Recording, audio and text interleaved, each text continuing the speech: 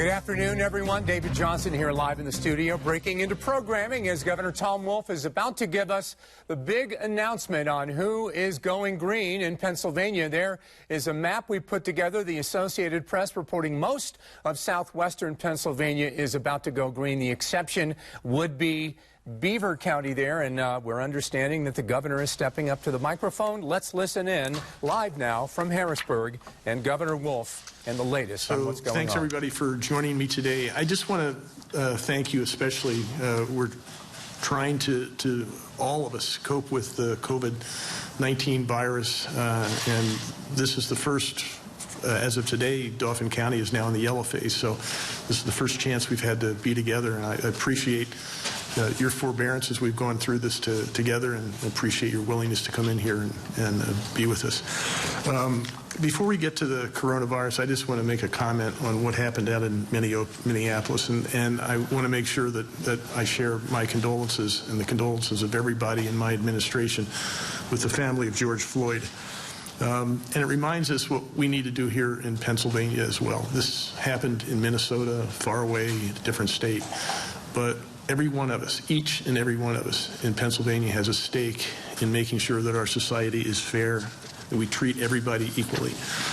If some of us are not free, if some of us are not treated equally, all of us are in jeopardy. We need to do this every day. We need to recognize this in every corner of our society. So again, even though this happened in Minnesota, this has relevance for us here in Pennsylvania. Racism is not right there. It's not right here. And we've got to do everything to make sure that especially the Commonwealth of Pennsylvania is welcoming to everybody. Now I'd like to update you on the response to the pandemic. Today, the first Pennsylvania counties moved into the green phase, as you know, in the COVID-19 recovery. Next week at 12:01, Friday, June 5th, 16 more counties will move from yellow to green. They are Allegheny County, Armstrong, Bedford, Blair, Butler, Cambria, Clinton, Fayette, Fulton, Greene, Indiana, Lycoming, Mercer, Somerset, Washington, and Westmoreland counties at 16. And every county that is currently in the red phase is slated to move into the yellow phase at the same time, 12:01 on Friday, June 5th. That's Berks County, Bucks, Chester, Delaware, Lackawanna, Lancaster, Lehigh, Montgomery, Northampton, and Philadelphia counties. We will continue to monitor these counties, and we'll keep talking with local officials so that everyone feels comfortable as we move toward reopening. Again, the goal here is to make sure that every Pennsylvanian is confident that they're going to be safe moving from one of these phases into the next.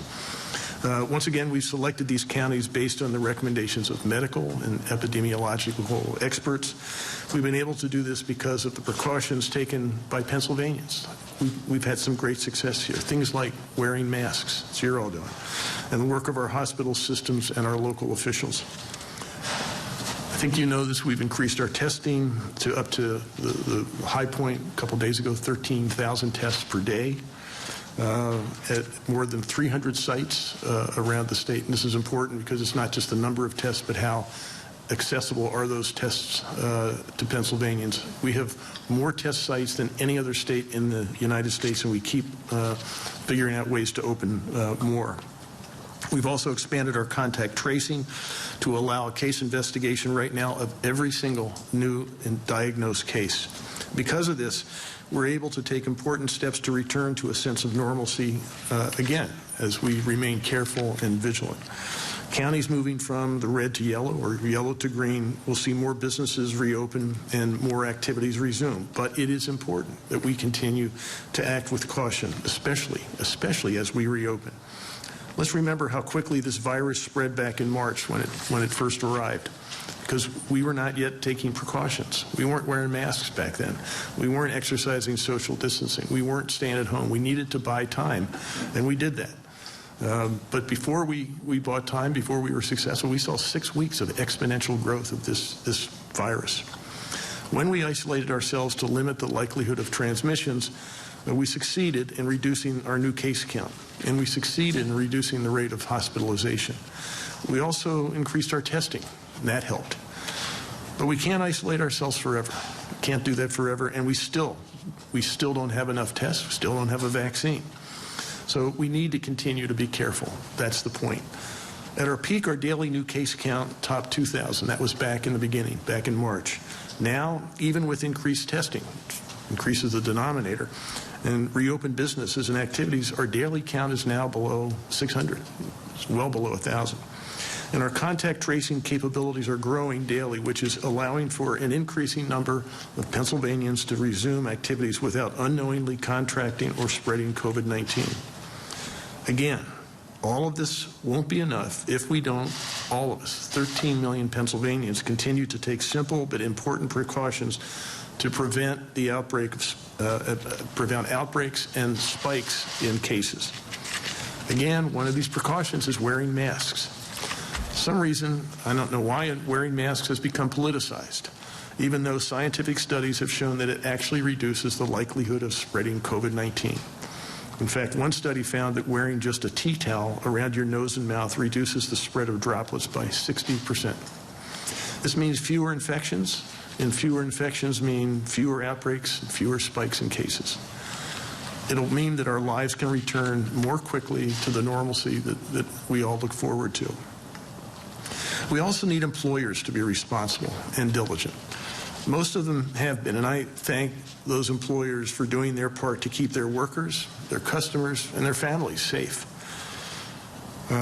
We need you to keep being responsible. If employees are sick, encourage them to stay home. If your workers, notify your workers and take steps if their fellow workers are sick. Take steps outlined by the Department of Health to keep your workplace safe by sanitizing surfaces. If all of us take the simple steps of wearing a mask, staying at home when we can, especially when we're sick, and practicing social distancing tactics, we're going to all work together to succeed in eliminating the spread of COVID-19. It will make a huge contribution to getting our Commonwealth back on track. So thank you very much again for all of you being here.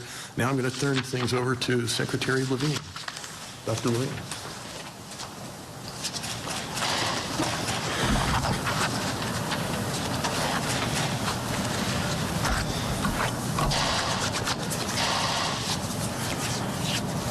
Thank you, Governor.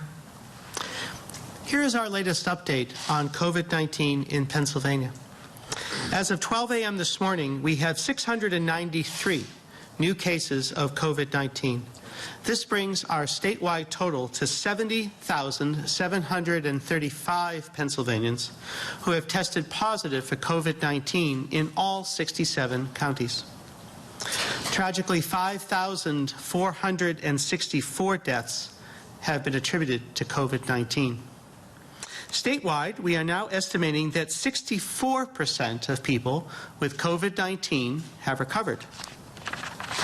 As more counties move into the green and yellow phases, we all have an important job. We need to stay alert. Please be alert to your surroundings when you leave your house and you go out. Plan on how you're going to maintain social distancing when you go to places where there's going to be a lot of people. That could be the grocery store, that could be the pharmacy, it might be other stores as we go into the yellow and the green, or it could be work. If you can't social distance, actually consider whether or not you really have to go. And just like before, just like you remember your keys and your cell phone before you go out, add a mask, add hand sanitizer to that list. When you get together with friends or family, try to stay outdoors as much as possible. The weather is getting much better. Please enjoy the beautiful summer weather. Make sure your children have a mask and know how to properly use it. It's going to be harder for them to keep social distancing, but it's important to keep them safe even when they're playing. While we can resume some of our regular activities, it is important to be alert to the fact that COVID-19 has not gone away. Be aware and alert, and that will keep you, your family, and really all of us safe. Now, here are my daily reminders. Please wash your hands with soap and water for at least 20 seconds, or the time it takes to sing Happy Birthday twice. Use hand sanitizer if soap and water are not available. Cover any coughs or sneezes with your elbow, not with your hands. And please don't touch your face, especially after touching surfaces. Clean surfaces frequently. And if you have to go out for life-sustaining activities or other activities now, please wear a mask if you're going to come into contact with others. If you have questions about your health, please contact your healthcare provider. If you need mental health resources because you or someone you know is experiencing a mental health crisis, please contact the crisis text line by texting PA to 741-741 or call the statewide support and referral helpline at 1-855-284-2494. Again, 1-855-284-2494. If you or someone you care about needs help with a substance use disorder, please call the Department of Drug and Alcohol Program's Get Help Now hotline at 1-800-662-HELP. Again, 1-800-662-HELP. For the most reliable information related to Pennsylvania's response to COVID-19, please visit our website at health.pa.gov. And what is most important for Pennsylvanians to remember is stay calm, stay alert, and stay safe. And now the Governor and I are pleased to answer questions. Sarah? I'm sorry. Me, Lizzie. Sorry, Lizzie. Yeah, no, thank you. It's the masks. I want to ask about testing. So this month I think there were only 7 days when Pennsylvania hit its goal of reporting 8,500 tests per day. So I understand there's still backlogs in testing. Can you explain why we haven't met our monthly goal? I think with 2 days left, we still have like 20% of our kind of monthly quota to meet of testing 2% of the population. So what's the holdup, and is it really safe to open the state in a week if we can't do this kind of thing? Well, first we have a phased reopening, so it's not everyone's going to green. It's that all of the counties will be in yellow. But we have been doing much better in terms of our testing. We have much better testing capacity than we had before. We have been working with the federal government in terms of getting the swabs and the media, which they deliver actually to us, and we push out throughout the state. In addition, the companies are doing much better in terms of getting not only us, but hospitals, as well as commercial laboratories like LabCorp and Quest, the different materials need to use for testing. Basically, we have increased our testing from 3,000 to 4,000 tests a day to 5,000 to 6,000 tests a day to now regularly 10, 11, 12, 13,000 tests a day. The number went significantly down over the Memorial Day holiday. And so all of the testing went down over that time. Really, that's because the public didn't come out for testing. I mean, those pharmacies are available, hospitals are available for doing testing.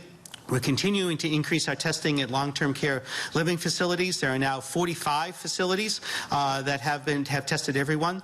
But the numbers went significantly down. They always go down on the weekends, and they went down on the holidays. We're going to continue to work to expand that. Okay, can I follow up? So, when you set this benchmark a month ago, though, it seemed modest even by the standards that health researchers are recommending for a state of our size. So were there unexpected hiccups that you encountered this month that prevented you from meeting the benchmark that I think a lot of people expected would be pretty feasible?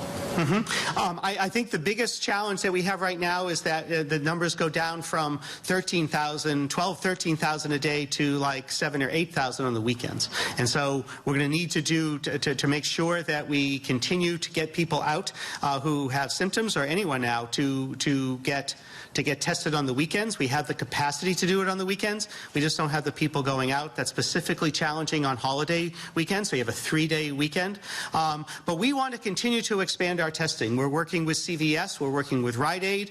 We're working with Walmart and Quest. We're working with other pharmacies, as well as some walk-in clinics, etc., to be able to expand testing. We want to make it accessible and available to the public, in addition to going to the doctor's office or the hospital, when the mass testing site is still open in Montgomery County. But we want to make it accessible to people in the community.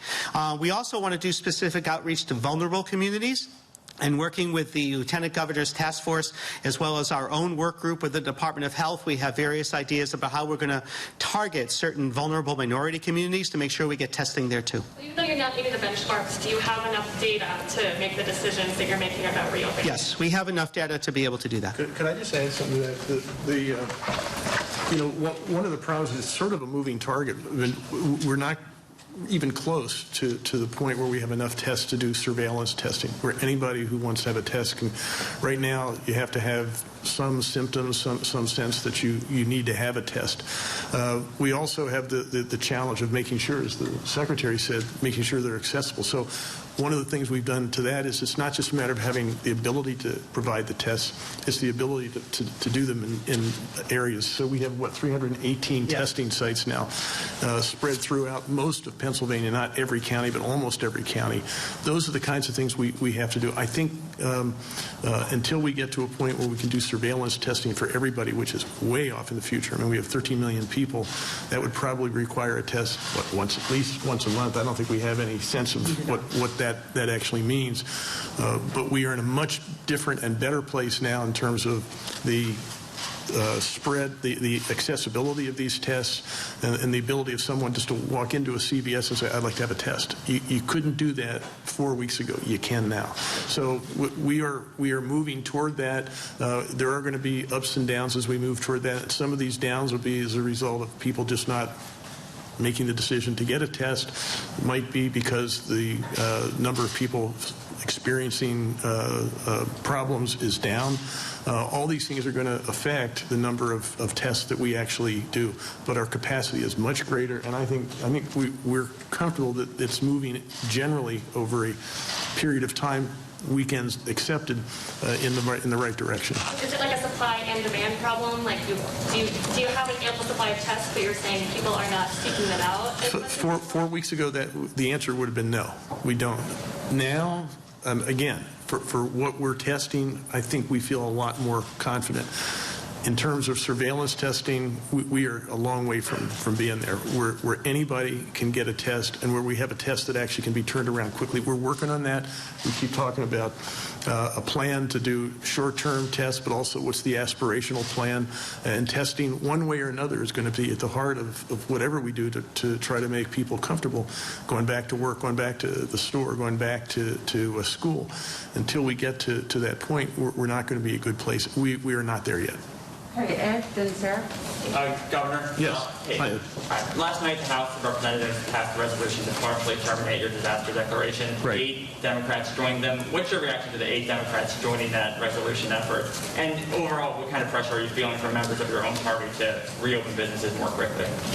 I mean, I'm getting pressure from all over the place, including from myself. I'm frustrated by where we are. The challenge we've had, the first challenge we had was to keep the outbreak from overwhelming our healthcare system, and that's what we did.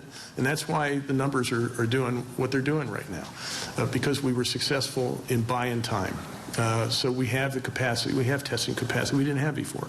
We have the ability. I think we have 300 ventilators in use. We have 5,000 that are out and about right now, but only 300 are in use. 2 months ago, we were concerned that especially in certain parts of the state, we'd be overwhelmed. We're not overwhelmed now. So we are reopening. I think we're reopening in a measured way, but I think everybody's frustrated. Everybody wants to get back. I want to get back to as close to normal as we can be. So I recognize the frustration.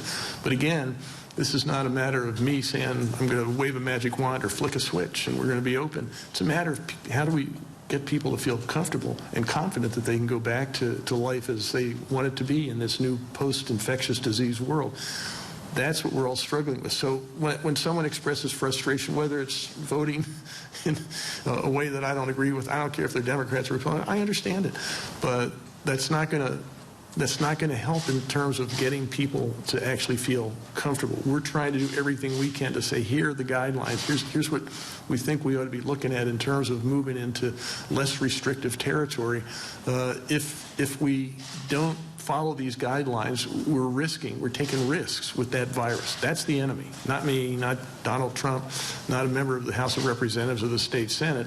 it's that virus. And what we're all trying to do in this new territory that we find ourselves in is trying to defeat that virus.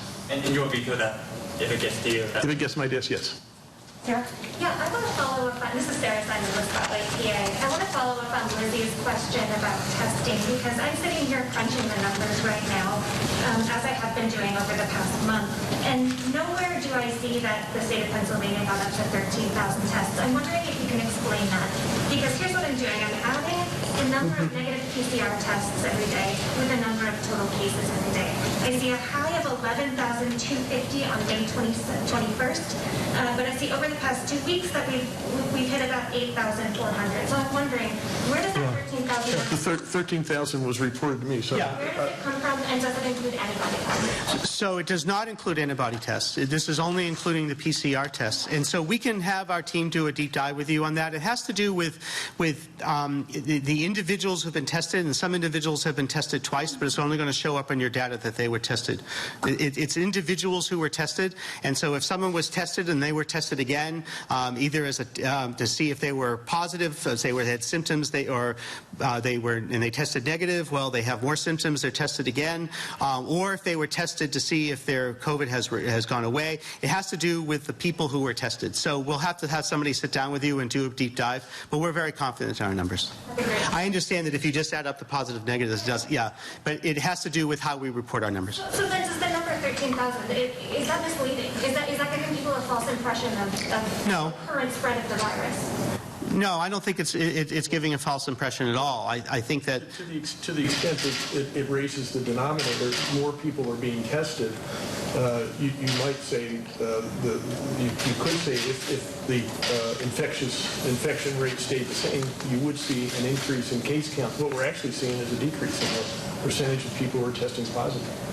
So that's a very important point, is that one of the things that we follow really closely is the percent of positive tests. So what percent of all the tests that are done are positive? That has been going down significantly since sometime middle of April. So now, just from a statewide, it's less than 10%. And so that is a very important factor in terms of the amount of COVID-19 in the community, and we know that on a regional basis as well. And so we actually even know that from a county basis. So we know that the percent positives of the tests have been going down significantly throughout the state, even in the Northeast and the Southeast. And that's a very important factor that makes us comfortable in terms of going from red to yellow in the Southeast. Barbara and then Sarah Gillette. For Governor Wolf, we saw over the Memorial Day weekend some events that had crowds.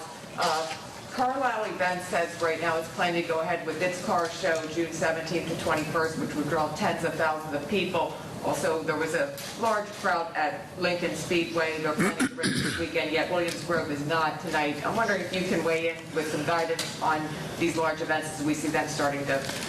Yeah, again, as a former business owner, I think I would do everything in my power to keep my customers, my employees safe. And to the extent you bring people together in close quarters where this infectious disease can spread more easily, you're playing roulette with the health of your employees and your customers.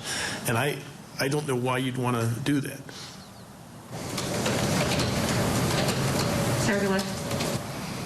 This question's for the governor from WBRE. Sarah. Sorry.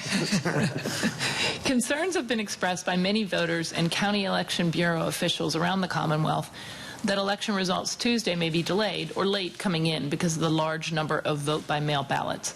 What's your response to those concerns, and what actions, if any, has the Commonwealth taken to address those concerns? Yeah, no one knows at this point. This is the first time that we've had this many people vote by mail. Typically in an election, presidential primary election, you have maybe 200,000 votes that come in by mail, the traditional absentee ballots. Right now, with Act 77, on a bipartisan basis, there are almost 2 million people voting by mail or have made application. And so every county is, I think, working hard to deal with this. General Assembly did move the counting start from the end of the closing of the polls at 8 o'clock on Election Day to 7 a.m. that day. So that gives them a little more time, but and so no one knows how long this is going to take. I would bet that there will be some delays, that it will take longer to bring the vote in than it would come in if everybody went to the polling station one day, especially with the new electronic votes. It'll probably take longer. At this point, no one knows. This is the first time we've ever done this.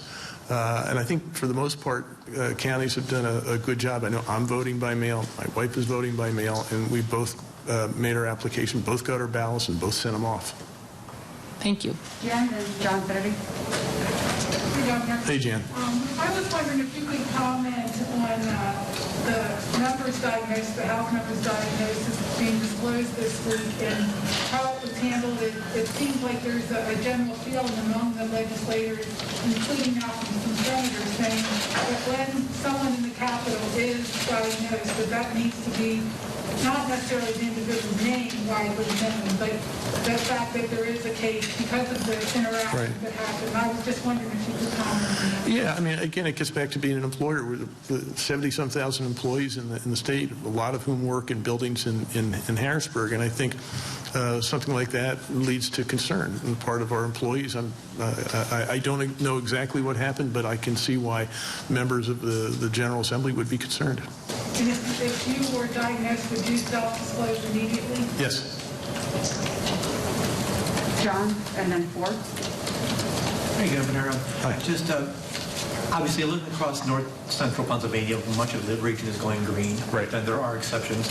So those of us who were in green counties are happy, and those of our neighbors are unhappy. Union County is kind of sticking out like a thumb at this point, sort of between Snyder and Lycoming and some of the other areas. Do you have any explanation for why that county kind of got left behind? Yeah, let me, and this has changed. So this is as we learn more, we used new techniques. And I wrote this down so that there's no confusion. We look at three things right now in terms of determining whether a county can move from one phase to the next. We look at higher rates of new cases in the past 7 days. If that's declining over a 7-day period, we like that. Second, over a 14-day period, if there's an increase or decrease in the percentage of positive cases, again, as we see a decrease in the percentage of positive cases, that's a good thing. And then third, we're looking at outbreaks that can't be managed with contact tracing. So if an area has an outbreak for whatever reason and it doesn't look like they have the capacity to deal with that, that's a concern for us. Right now, those are the three things that we're looking at. So I can't speak specifically to Union County or any of the counties, but as we move from one place to the next, and if we ever move from say green back to yellow or yellow to red. These are the things that we're looking at. Again, the effort is to try to keep people safe. It's not to try to poke holes or make political judgments. It's saying, yeah, okay, you either do have the capacity, you're either going in the right direction or you're not. If you're not, that's a problem, not just for me or for you as a county commissioner, but for the constituents and the citizens who live in that area. So we're just trying to do what we do when Republicans or Democrats do a county health or a health check at a restaurant or a fire check to see if you're staying within your capacity. All those things, those are efforts to try to do what we can to give guidance to keep people safe. Could you shed some light on the sort of the logistics of the decision making? Because you have this meeting where you have your experts and your cabinet tell you things. And yeah. Are you vetoing counties, or are you just accepting what they're telling you? Me, I'm accepting. The decisions that these folks are coming to me with are not political decisions.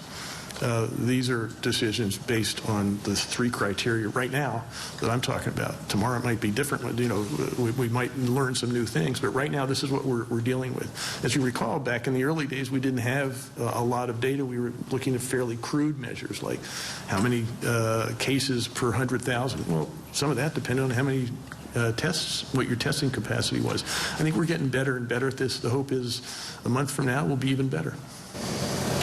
Ford, Denmark. Hi, Governor. Thanks for doing these in person. Sure. This is a follow-up on John's question, really.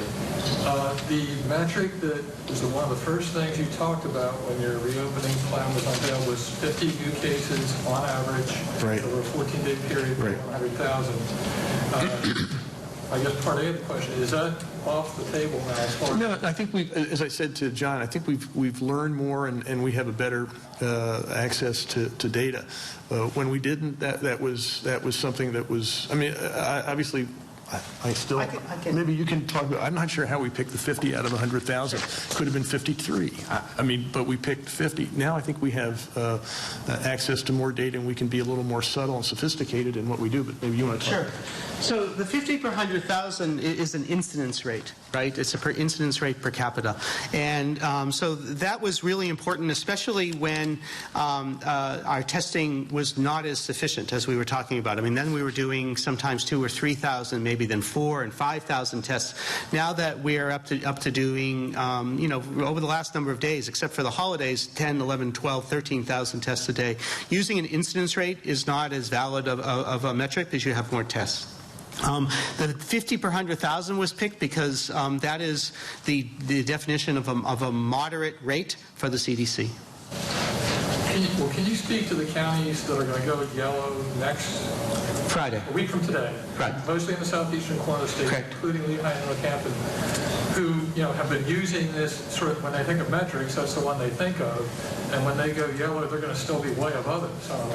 Correct. Do the people who have been sort of waiting and sort of looking at the science to guess when they're going to reopen, do they have a reason to be frustrated? Like, couldn't we have been open sooner? Well, so as the governor was saying, our metrics have evolved, right? And they're going to change depending upon the situations on the ground. And so using that, it was never that one incidence rate. I mean, it was one of the things we looked at, and people glommed onto it because it's a specific number. I would also highlight the data from the Carnegie Mellon University, and that's available on our website. There are also trajectory animations, which are the number of new cases over 7 days. Those are really interesting animations that are available on our website. We also have used modeling. We haven't stuck with any one model. We understand perfectly that a model is just a model. There's modeling, and there are many different models that we've looked at. There's the University of Pittsburgh School of Public Health model. There's the Children's Hospital of Philadelphia policy lab model. There's a new Penn Wharton model. There's the model from another group at Penn has done a model. There's also the model from the University of Washington that's been used federally a lot. There's not just one model that determines that. And then we have CMU, and then we look at exactly the things that the governor was talking about in terms of the rate of change over 7 and 14 days, the percent positivity rate, which was very high in the past and has gone down very nicely, and so those are all the different things that have gone into our decision, but using that specific incident rate no longer was relevant, and so that's why we're not using it now. Let me just add something. Yes, sir. Let me just add something. Again, we've got to keep reminding ourselves that we're not in conflict. We're not running up against some abstract numbers or politicians. We're fighting that virus. And we continually look for better and better ways to try to figure out what that virus is doing. We know that virus is sneaky, that it wants to infect us, it wants to make us sick, and if it can, kill us. And we want to try to defeat that virus. So all we're doing is focused on what it's going to take to defeat that virus. So if you're out there and you're looking at what we're doing here and saying, I think, we should be frustrated that we didn't move faster, well, it's not us. We're doing the best we can. What we're all trying to do, and what every citizen of Pennsylvania is trying to do, is defeat that virus. Mark, then Dennis. Hello, Governor, Madam Secretary. Thanks for having us. As you know, there seems to be a wide expectation there will be a resurgence of the virus in the fall. Right. Could you provide us an update on the planning for that, including hopefully specifics about schools? Is there a date, for example, by which parents will know whether or not they're going to have schools open? Well, we are going to be opening schools, whether it's August or September. That depends on the local school district, but we're working on. No question. The guidelines are now. The schooling will look different. I mean, you'll probably have more online learning and maybe less classroom learning. There might be fewer students in each classroom on average, that kind of thing. So it probably will look different, but the Department of Education is working on those guidelines, and I think they should be out early next week. Yes. What about other planning for the fall? I mean, we're planning for the fall, for exactly what you said. We don't have the plan. I think we're hoping to have, maybe, Rachel, you want to talk about that, but we are, and the couple of things that we are assuming. First of all, we cannot do a lockdown. We cannot do a shelter in place. That's just not going to work. But what do? We are going to have more capacity in our healthcare system. We're going to have the ability to do more testing. We're going to have some things. We're probably not going to have a vaccine come the fall, come the coming flu season. So all those assumptions we're bringing into the plan, and we're working on that every day. But maybe you want to talk about that. So as the governor was saying, we are actively making plans for the fall. So I'm going to talk about the public health response because that's what I'm responsible for. We want to expand testing much more than we're doing now. We are hoping for but we'll see, but I'm optimistic, a rapid, accurate point-of-care test. That can be done very simply from not a nasal pharyngeal swab. If you haven't had one, it's not as much fun as it sounds. But just a nasal swab or an oral swab that can be done. You can have a rapid test done often by a person that's not a healthcare provider, maybe even a home test. And that the results are in 15, 20 minutes, and it has particularly a very good sensitivity. Sensitivity means it has a very low false negative rate. If you have a screening test, it's really bad to have a lot of false negatives because that means you're missing a lot of different people, and that's bad for a screening test. So we are hopeful. There are many companies, Pennsylvania companies and companies outside of Pennsylvania working on that test, and so I think that will be very helpful. It's not absolutely essential, but it'll be really helpful to have that. Even now, it takes 24 to 48 hours to get a test result back. That's less useful for the type of things the governor is talking about for businesses and for schools, so we'll see. In addition, it might be that antibody tests will be useful. There are many different things we have to know about antibody tests. One is, are they accurate? Right? Do they have a good sensitivity and specificity? We don't really know that now for many of the tests. And how protective are those antibodies? There is some suggestion in the literature that the antibodies are protective against COVID-19, at least partially protective, but we don't really know that yet, how long-lived they are. Hopefully, in the next 3 to 4 months, we're going to know a lot more about the accuracy and the meaning of the antibody tests. So very widespread testing, very intensive case investigations and contact tracers. We're going to be looking for several thousand contact tracers throughout the state, and again, that's not just us, it's working with our county municipal health department. So if someone tests positive, we immediately do case investigation, we immediately do contact tracing. Those people are isolated and quarantined, and we can stop outbreaks. That's what many of the countries did in Asia that were successfully able to prevent the kind of spread that we saw in the United States. So that's our goal for the fall. I would like to follow up with the governor. Yes. I just want to make sure I understand what you're saying about the shutdown. There's absolutely not going to be another shutdown, not like one county if there's and that's forever. You're never doing this again, no matter how bad it gets. No, I'm saying that the goal is that we don't do that. The assumption is that that's not an option. We want to do everything in our power to avoid that, and we will. Dennis, Fox 43. For Secretary Levine, if I could. Yes. So as you know, this week a Republican lawmaker tested positive, and some Democrats were upset that they weren't informed, and I'm told that those Democrats chatted with you and laid out the scenario, and that the word I heard was that you said, well, it seems that they followed the proper protocol, meaning leadership at the House. Is that accurate? Well, so I absolutely spoke with the Democratic caucus. I'm very pleased to speak with any legislators that I do all the time. And I outlined what our policies and procedures are for a positive test. That if you have a positive test in a business, about how the Human Resources Department is notified, and then they do their investigation. that the Department of Health is notified. I mean, we know every positive test, and with every positive test, we do case investigations and contact tracing. I can't talk to specifics for obvious reasons, but I can tell you that we perform those functions. But this is obviously going to become a problem now we're in a COVID-19 world for employers. Is there some guidance you can offer them as to, because obviously you have to balance privacy versus safety of other people? Sure. There are guidelines for employers and what they should do, and that's both in the government and outside the government. And to be honest with you, HR directors know exactly what they're supposed to do. But then the Department of Health, all I can say is we investigate every test, and we do contact tracing with every positive test in the Commonwealth. Fox 43 and then 21. Dennis had kind of covered it, but the HIPAA laws, you're saying, do not apply to businesses, or they do? Well, so when they, I mean, with the way we do things and the way businesses do things is that they don't, if we do contact tracing, we don't call up somebody and say, you were exposed to John Smith. John Smith has COVID-19, and you were exposed to John, and thus you should quarantine. When we call up, we say, you were exposed to someone with COVID-19. We know that is to be true, and you had close contact with that person, and you need to quarantine. And so confidentiality is maintained. So then going to the state lawmaker who tested positive, should all state lawmakers have been notified? They said that they only contacted ones that they knew were in close contact, but some Democrats, they were in close contact and weren't notified. So I can't comment on any specific case, whether that case was in north central Pennsylvania, or in the capital, or in Washington County. I cannot comment on any specific case. I can just tell you what our procedure is. And we always follow our procedure. For regular business, what are the guidelines then for them? If one employee does test positive for COVID, should all employees be notified that work?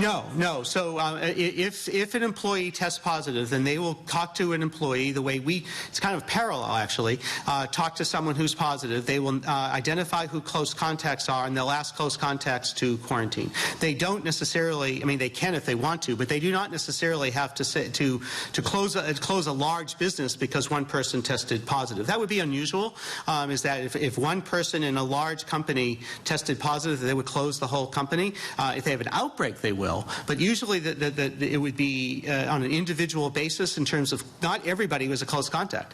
And so close contacts will be notified and then asked to quarantine, and all that is done confidentially.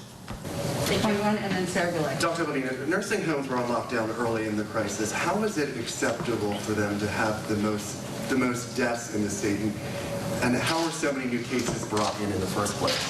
So new cases occur in nursing homes because fantastic staff are asymptomatic or maybe pre-symptomatic, and they live in the community. Right? Staff live in the community, usually in the same county, but maybe not. And they are working with their patients and are working in a nursing home, and they bring in COVID-19 because we know that asymptomatic individuals can carry the virus.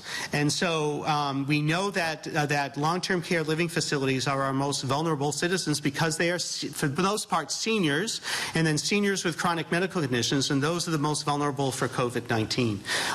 So that's how the cases are brought into nursing homes. We have contacted every single long-term care living facility that has had positive cases. We do many different outreaches to that through our team. If there's more outreach necessary, then we have a contract with ECRI. They testified at a hearing a number of weeks ago before the House in terms of their work with the facilities. If there is a potential violation we're concerned of, then we do our usual investigations by our QA staff. Not every case is a violation. I mean, again, that happens because of the asymptomatic spread of COVID-19. But if there was a potential violation, our staff will do either a virtual or, if necessary, our QA staff will don PPE and they will go into the facility, and all of that has happened. We have educational seminars from the Patient Safety Authority. There are other groups that do educational seminars as well. And then if there are significant staffing issues, then we send in the National Guard to be able to help, and that has been done, I'm forgetting the number now, but many times now where we've had the National Guard go in. We've had two CDC strike teams that have been here. One has left, but one one is still here, that has gone into nursing homes, and now we have Health and Human Service public health officials that are being trained to go into facilities as well. So we have done absolutely everything that we can to protect the citizens and the patients and the staff in these very vulnerable long-term care living facilities, and we will continue to do that. We have also pushed out, I think, 1,800 specific pushes of PPE to these facilities. In the last month, those facilities have been our priority for pushing out PPE. So we have absolutely done everything we can for these facilities. Sarah Goulet, and then Barbara. Questions for the governor?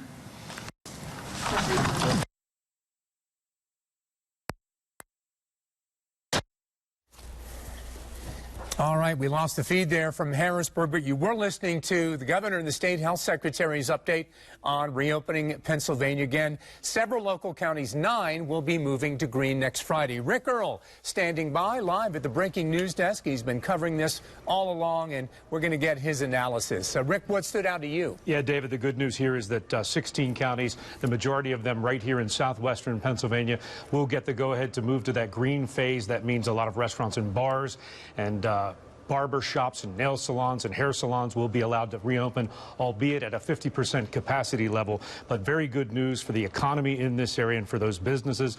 The governor also mentioning that the good news here is that they've expanded testing to about 13,000 tests per day they can do. They have over 300 sites.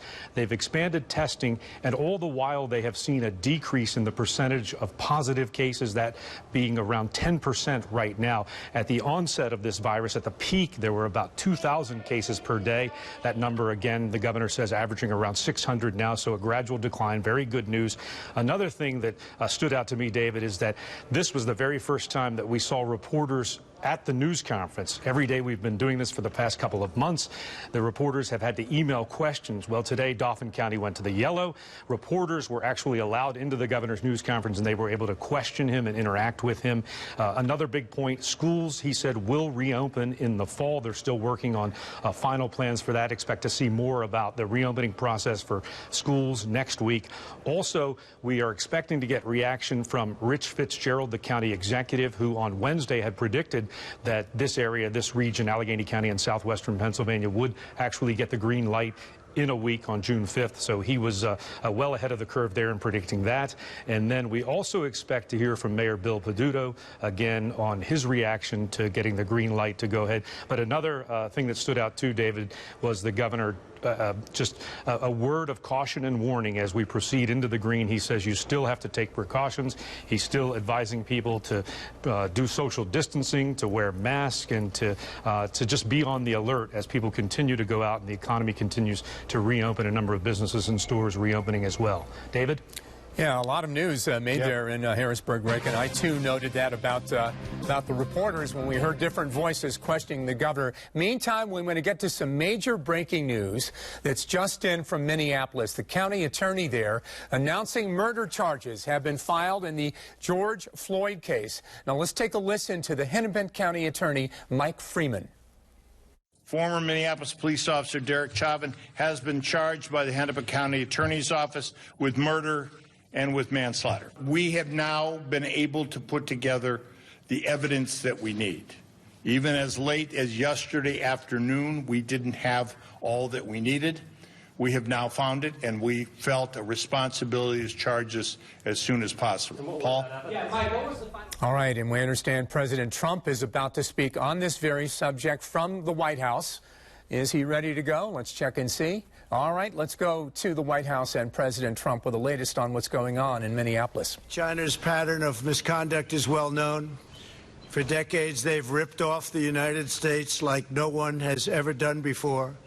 Hundreds of billions of dollars a year were lost dealing with China, especially over the years during the prior administration.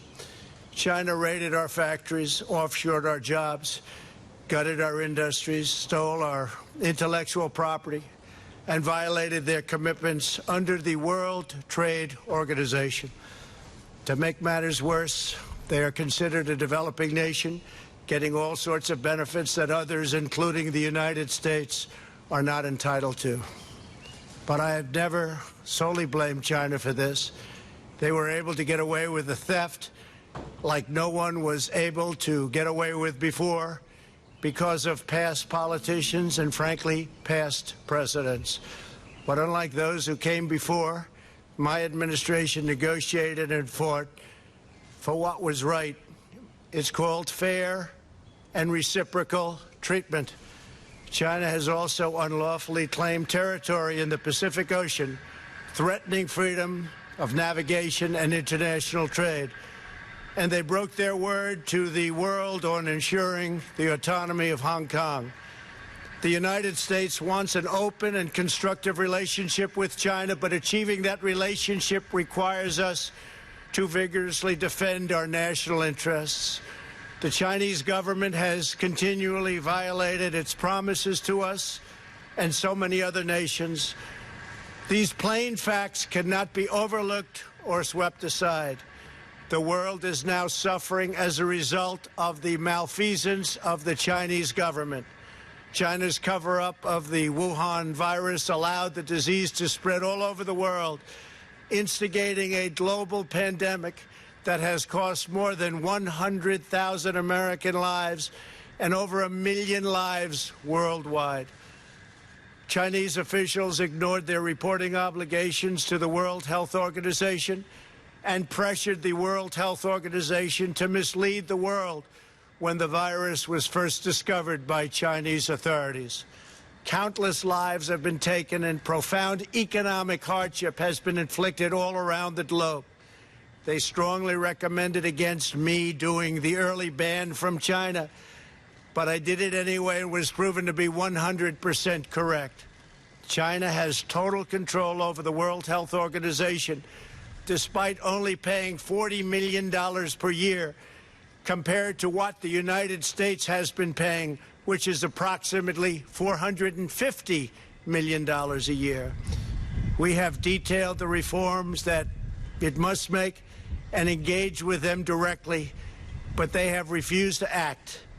Because they have failed to make the requested and greatly needed reforms, we will be today terminating our relationship with the World Health Organization and redirecting those funds to other worldwide and deserving urgent global public health needs.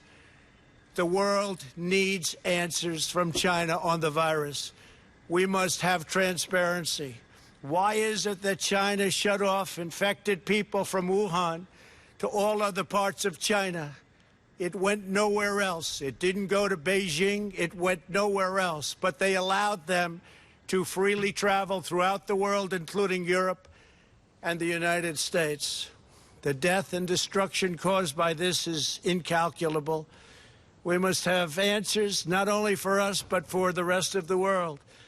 This pandemic has underscored the crucial importance of building up America's economic independence, reshoring our critical supply chains, and protecting America's scientific and technological advances. For years, the government of China has conducted illicit espionage to steal our industrial secrets, of which there are many. Today, I will issue a proclamation to better secure our nation's vital university research and to suspend the entry of certain foreign nationals from China who we have identified as potential security risks. I am also taking action to protect the integrity of America's financial system, by far the best in the world. I am instructing my presidential working group on financial markets to study the differing practices of Chinese companies listed on the U.S. financial markets with the goal of protecting American investors. Investment firms should not be subjecting their clients to the hidden and undue risks associated with financing Chinese companies that do not play by the same rules. Americans are entitled to fairness and transparency. Several of the most significant actions we're taking pertain to deeply troubling situations unfolding in Hong Kong. This week, China unilaterally imposed control over Hong Kong's security. This was a plain violation of Beijing's treaty obligations. with the United Kingdom in the Declaration of 1984 and explicit provisions of Hong Kong's basic law. It has 27 years to go. The Chinese government's move against Hong Kong is the latest in a series of measures that are diminishing the city's long-standing and very proud status. This is a tragedy for the people of Hong Kong, the people of China, and indeed the people of the world. China claims it is protecting national security. But the truth is that Hong Kong was secure and prosperous as a free society. Beijing's decision reverses all of that. It extends the reach of China's invasive state security apparatus into what was formerly a bastion of liberty. China's latest incursion, along with other recent developments that degraded the territory's freedoms, makes clear that Hong Kong is no longer sufficiently autonomous to warrant the special treatment that we have afforded the territory since the handover. China has replaced its promised formula of one country, two systems with one country, one system. Therefore, I am directing my administration to begin the process of eliminating policy exemptions that give Hong Kong different and special treatment. My announcement today will affect the full range of agreements we have with Hong Kong, from our extradition treaty to our export controls on dual-use technologies and more, with few exceptions. We will be revising the State Department's travel advisory for Hong Kong to reflect the increased danger of surveillance and punishment by the Chinese state security apparatus. We will take action to revoke Hong Kong's preferential treatment as a separate customs and travel territory from the rest of China. The United States will also take necessary steps to sanction PRC and Hong Kong officials directly or indirectly involved in eroding Hong Kong's autonomy and just, if you take a look, absolutely smothering Hong Kong's freedom. Our actions will be strong. Our actions will be meaningful. More than 2 decades ago, on a rainy night in 1997, British soldiers lowered the Union flag and Chinese soldiers raised the Chinese flag in Hong Kong. The people of Hong Kong felt simultaneously proud of their Chinese heritage and their unique Hong Kong identity. The people of Hong Kong hoped that in the years and decades to come, China would increasingly come to resemble its most radiant and dynamic city. The rest of the world was electrified by a sense of optimism that Hong Kong was a glimpse into China's future, not that Hong Kong would grow into a reflection of China's past. In every decision, I will continue to proudly defend and protect the workers, families, and citizens of the United States of America. Thank you very much. Thank you.